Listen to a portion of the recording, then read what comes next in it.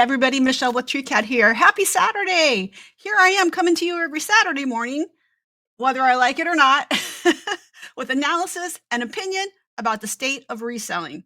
How are you guys feeling right now about your reselling? Well, before we get into it, let's get our drink of choice. Mine happens to be an energy drink because it's spring and I felt like a peach vibe. If you're into coffee, go grab your coffee, your tea, your water. Water's not as exciting though, is it? Let's have water talk. I don't know about that, but we're having coffee talk or energy drink talk or tea talk, whatever, whatever you want to call it. I hope you guys are doing well today. I'm doing well despite the fact that there's a lot going on in the economy, right? I pulled up a couple of headlines. You've all seen the headlines. So let's just talk about it. Let's just get into it. Jamie Dimon. Well, you know, when Jamie Dimon has something to say, this is a big deal, right? He's warning of possible recession. I pulled up some other ones, some other interesting articles, right? 5 red flags that signal a recession. There's all kinds of things that economists look at, like shaky worker confidence, because there's been a lot of layoffs, right? In the tech sector, and now in the federal sector. What else? Declining consumer confidence. People aren't buying as much. Maybe you've noticed that with your sales. Rising inventories could be connected to that, and leading economic indicators, right? There's also been lots of layoffs. We've got tariffs on pause for now, but who knows? They're causing a lot of chaos in the markets. We also see, like a lot of volatility. I don't know if you can see it here, but the VIX is way up. That's the volatility index. And if you notice, the stock market's been kind of going crazy lately. And, I don't know if a lot of people talk about this, but there's a pretty interesting indicator, and that's the treasury yields, right? When we had a inversion of these yields back in February. And this is when the 10-year passes below the 3-month note. And it's an indicator that, while not always spot on, it's an indicator that we've seen in some of our most recent recessions. And oh no, you're thinking, are we going into a global recession? Well, let's talk about what we know from a historical standpoint. Okay, so there have been a few different times where we had recessions, right, in the recent history. And what's the common denominator between all these 4 that I have up here? Well, they were all preceded by a treasury yield inversion. And the other thing that they have, except for one, there was one that I don't have on here, which was back in 1966. And there was a yield curve inversion, but it did not trigger within the 6 to 18 months after it happened. It did not trigger a recession, but it did trigger a slowdown. So I think this is why a lot of economists are saying, there's a pretty high chance, 50, 40%, that we may be going into recession.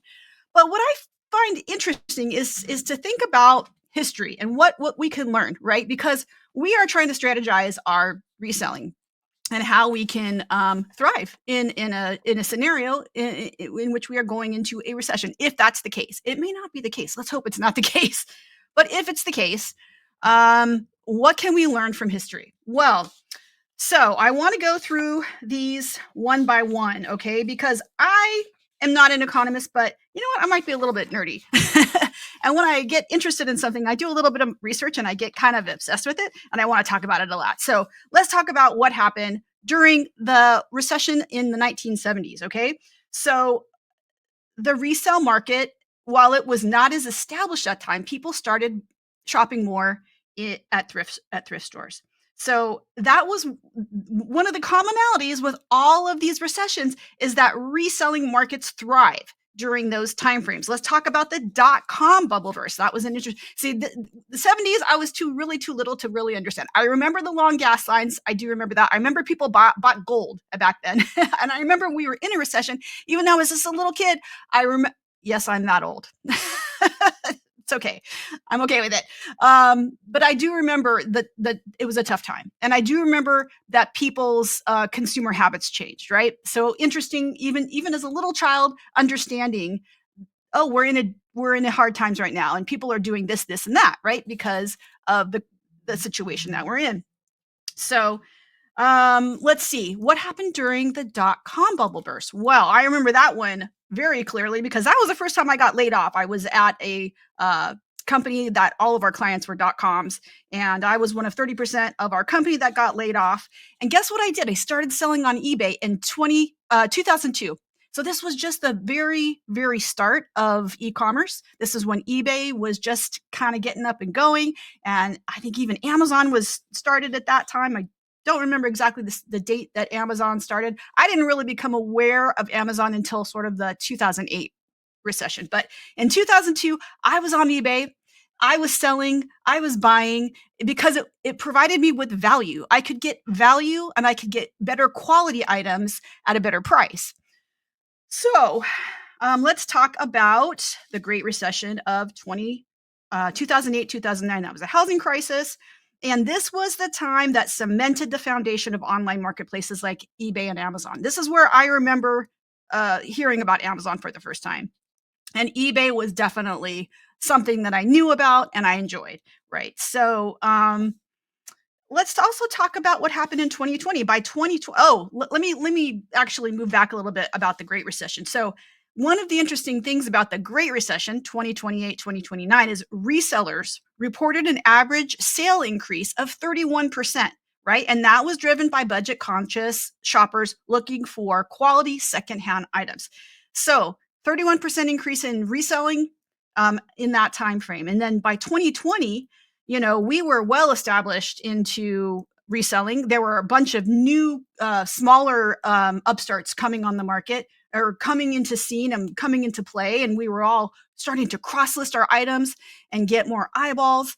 And a lot of people were getting into reselling at that time because they were looking at, they wanted to, again, they were looking for value.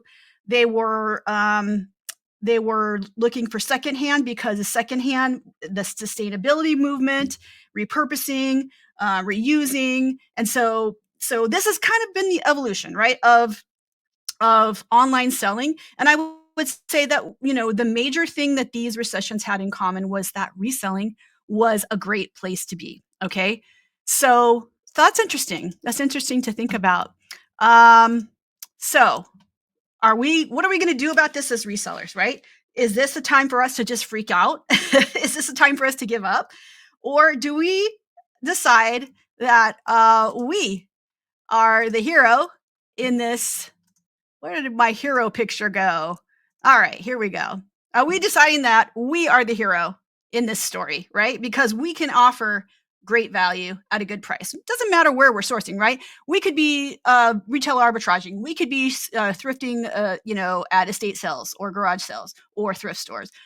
We could be, doing liquidation. It doesn't matter how we're getting our items, but the margins matter. So wherever we can get our items at the best margins is what we're doing. And then we're reselling it and at a good price, at a good value, because this is what people are looking for during recessions, right? They're looking at a good value. So I think the first thing that we want to do is we want to change our mindset, right? We know that history has shown us that reselling thrives in a recessionary market, and we know that resell delivers value to people. So we're actually doing a service to people, right? Because they want quality, they want value, and they can get that from us. So I say instead of freaking out, you're the hero. You're delivering value, and you also want to remember that these things are temporary. So it may be seem like, if you're younger and you haven't gone through like a lot of recessions like I have, maybe you don't realize that these things like go in cycles, right? And so that's just, it's cyclical. Unfortunately, it's cyclical. So the first thing you do is just you change your mindset. Don't panic. Okay. Don't be a scaredy cat. Realize you're the hero. You're doing a service to people, and recessions aren't forever. They don't last a ton of time. All right. The second thing that you want to do is be flexible, right? And agile. And you want to consider consumer spending habits. So what I did was I went into a number of different LLMs, large language models, and I asked them about the lipstick effect. So the lipstick effect was a term that was coined back in the 2001 recession. It was by an Estee Lauder executive. And he was like, hey, even though we just had this major recession, we still sold lipstick. Why is that? Because people still wanted that little luxury thing, that like something they could buy for just a few dollars or maybe more than a few dollars. Lipsticks can be kind of expensive, but they were still buying these items because they wanted to have, they weren't going to go on their, Parisian vacation. They weren't going to go, to Hawaii. They were just going to buy themselves like a little something that made themselves feel good. So I'm asking a bunch of different LLMs. This one's Mistral, and Mistral is from France. So I wanted to get a different perspective, right? So Mistral, what did they say? Given the lipstick effect, which was coined after the 2001 recession by an Estee Lauder executive, it means that consumers continue to spend on small luxury items during financial downturns. So in 2025, in case of a 2025 US recession or economic slowdown, what would be the equivalent of that little luxury item that consumers will want to buy, and why these products? So that's the thing that I'm asking to all these different LLMs. Okay, so for Mistral says that people are going to look for beauty products, like fragrance, like maybe a little. And that's funny because I went and bought a couple of small fragrance things recently. Just because I love fragrance. It makes me feel happy. So small indulgences like fragrances or beauty products, that makes sense. It's a little luxury without breaking the bank. Eyewear. So that's interesting. So high-end eyewear gains traction during downturns because it's a way that consumers can express their style while still making a relatively affordable luxury price. And this is the French perspective, okay? Secondhand luxury items. So we all know that does well, if you're able to offer these things at a good price, because consumers are seeking value. We know that. And they're turning to pre-owned luxury, right? If you're in the luxury space, you're going to want to hit the pre-owned, right? Luxury and travel experiences. Some consumers are cutting back on discretionary spending, but there's still a demand for luxury travel and experiences like high-end resorts. It may be attractive because they're using their airline points and credit card points. Interesting. What about, this is Gemini. All right, Gemini, this is more of a US perspective. Gemini is a US owned company, right? Google owns Gemini. And so what did they say? They said it's fascinating to consider how the lipstick effect might evolve in a 2025 US economic slowdown. So potential little luxury equivalents in 2025, premium personal wellness item like skincare, aromatherapy diffusers with essential oil blends, at home spa devices, because they're probably not wanting to pay the big money to go to like a spa, right? Enhanced digital experiences, so headphones, home technology for remote work. Although remote work's kind of going down, right? So maybe that's not necessarily the case in 2025. Let's see gourmet food and beverage experiences at home, right? Coffee beets, specialty coffee, spice blends, premium beverages, non-alcoholic beverages like your yummy drinks like that. Why is because people are cutting back on dining out, right? So but they still crave a little bit of indulgence. So you're going to bring those gourmet experiences at home to provide that little sense of luxury. That's interesting. Personalized technology accessories like phone cases, stylish smartwatch bands, and high quality portable device chargers. Makes sense. Little items, yeah, to help them with their personal technology. So that's the Google experience. Now I'm going to go to DeepSeek. That's the Chinese perspective, right? And what do they say about the lipstick effect? Well, they're also saying that premium skincare and mini beauty products will do well. And they're giving some examples of brands like hydrating sheet masks, self-care, right? Self-care will remain because it gives you that psychological boost during times of stress. Gourmet coffee and specialty beverages, we heard about that. Streaming subscriptions and mobile gaming, okay? Those tend to thrive during recessions. Scented candles and home fragrances, that makes sense because they want the ambiance of affordable luxury. I get that. Athleisure and comfort wear. Some people prioritize comfort because it's practical and yet it makes you feel good. So that's interesting. Lululemon dupes, luxury socks over full wardrobe refreshes. Makes sense. Pet treats and accessories. Why? Pet owners cut back on their spending of themselves before depriving their pets. And so premium treats or cute little outfits offer them emotional satisfaction, and limited edition collectibles. So like nostalgia and small purchases provide a little bit of joy to people. Psychological comfort, perceived value, social media influence, and at-home lifestyle are kind of like the key drivers behind those choices. All right, let's go to ChatGPT. Should we ask ChatGPT? Let's see if I can do a cut and paste. I'm going to do a cut and paste. So I'm asking the exact same thing to ChatGPT. What's ChatGPT think about what items in 2025 would be the equivalent of these little luxuries akin to the lipstick effect? Skin and self-care products. We saw that before. And it gives some good brand ideas. Specialty coffee and premium non-alcoholic beverages. People might skip the $150 dinners, but they might treat themselves to a $6 latte or a craft matcha. Interesting. Starbucks and some different cold brews and things like that. Aesthetic home comforts, candles, decor, and cozy things, because those save, they're not hugely expensive, but they make you feel like you're treating yourself without spending a lot. Mini travel size designer products. Interesting. Dior fragrance sets, Pat McGrath travel kits, Chanel lip balm, affordable escapism. So maybe they're not going on an actual vacation, but they're escaping through streaming, games, and books.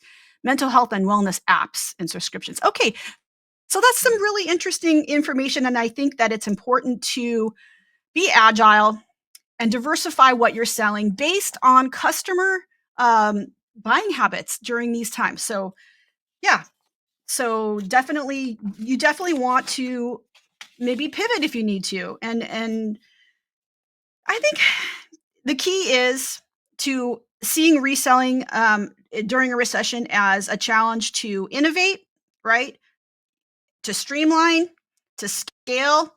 And that's where technology comes into play, right? Technology comes into play. And that's where Treecat comes into play. Because let me tell you, I used to spend about $60 a month on a virtual assistant. And she did my Poshmark sharing for me. She did my cross listing for me. And I am saving money now. And I'm also saving time. We have a new AI feature that cross lists using AI, so it fills in all the categories. So with that, with my Poshmark sharing bot that works all day and during the nightly party, and with my scheduled delist relist, I estimate that I'm saving about 5, 7, even 10 hours a week, and that alone makes me very happy. Because let me pose the question to you: what would you do with 10 extra hours a week, right? Right now, if you have a lot of stress, maybe you should be out exercising, going on bike rides, going on walks. I don't know. But if you have a thought about what you should be doing with your extra time, put it down in the comments, because I want to know what you're doing. I know what I'm doing. I'm getting outside when the weather's nice, and I'm going to go on bike rides. And there may be days like when the weather's not as nice and I might be hitting it more hard, and maybe I'll do more sourcing. I don't know. But I'd love to get your ideas on what to do with some extra time. Maybe I'll even start another side hustle. I don't know. But I wanted to talk to you a little bit about some of these things. This is my Poshmark sharing, and I only have to set it once, right? So you're clicking quick schedule all day follower share. You're pressing the start button, and then those are going to run in perpetuity. So you're going to be sharing your items all day to your followers, and then you're share at the nightly party. And that's just something that you never even have to redo. It's just you set it once and you're done. The other thing is the delist relist, which you can set up. You just go to your inventory and you tell it which items you want to delist relist, and you can do them in bulk. And you just go to main actions and you'd say, hey, I want to delist relist these 5 items. You can do it one time, or you can schedule a frequency of however many days you want. Like you can have it done every 21 days or whatever, and you tell it where to do it, and then you confirm your selection, and it'll do it throughout the day.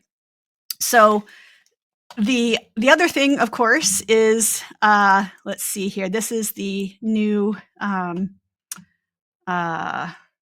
feature, which is the AI autofill. and you just go to main actions and you tell it to autofill 3 items and tell it which ones you want to autofill. I start my listings on eBay and then I autofill them, or I cross list them onto Mercari and Poshmark. So I just tell it to do that. And then it will, let me open these up in new tabs. Right now, we are going to have the fast list view available pretty soon. We're working out some bugs on that. But right now, I just open it up in separate tabs. And then, oops, here we go. And then boom, it's it just takes a few seconds. And then you just have to go through and tell, like, there's some things it's not going to put in, like it puts in all the category, the description, the price, the categories, the size, the shipping, but it doesn't put in the hashtag. So if you want to put in a hashtag, you just put in the hashtag and save it. And yeah, and then you just go through it. In Poshmark, it doesn't put in the original price, so you put that in. If you want to put a hashtag in, you can put that in too. And then you're done, right? And then all you have to do is tell it to list. So then you just say, go to back. So you can tell it to list to these 2, and you can list. I'm not going to do that. Well, I can do it. What the heck? So you just tell it to list it, and then it lists it for you. So that's pretty cool. And so I am saving a ton of time doing this. And so, you know, during recessionary times, you want to save time, you know, and you want to save money. And the other cool thing about Treecat is that we do have a pay as you sell pricing situation. So unlike other cross-listing automation companies, you don't have a monthly fee. It's just you pay a small price every time that item sells. And the more you sell, the lower the price goes. And if you get up to what, 140, it's like a penny per time that we take it down. Because what you're really paying for is the fact that your item sells and we automatically take it down from those other platforms for you so that you don't risk double selling. That's what you're paying for. So if you have 100 of those per month, you're only paying, or 140, sorry. If you have more than 140 of those per month, you're only paying a penny each time it gets taken down. So it's pretty cool. You're going to be saving money and you're going to be saving time. And I think you're going to be making money as well, because these things like Poshmark sharing and delist relisting, they get you up in search and you get more eyeballs. They make likes, you make them offers, and you get more sales. So guys, that's all I really wanted to talk about today. But if you have questions for us, you know how to reach us, right? We are available actually through several ways. You can get in touch with us. Let me see here. You can get in touch with us by going on Treecat, and we have the little question mark up in the right-hand corner, which you probably can't see because our brand right now is obscuring it. But we do have this little question mark in the right-hand corner, and it's right here. And when you click on it, it allows you to do a trouble ticket, which we will get back to you. We pride ourselves in getting back to you pretty quickly. And so that's pretty cool. And then you can go, let's see what else we have on our website. We have a register. You can do a free personal training with us, totally free. And you can ask us any questions. We also have a Reddit forum. And gosh, yeah, you can even just reach out to us at support@treecat.io. So look forward to hearing from you. And give me a like and subscribe if you like this, content. And also put down in the comments how you're going to spend your extra 5, 7, or 10 hours per week by using stuff like Treecat that saves you time. And you guys, I hope you have a great weekend. Go out and get some sun. Go out and feel the warmth on your skin and get some vitamin D today. That's what I'm going to do. And until next week, mahalo. Bye.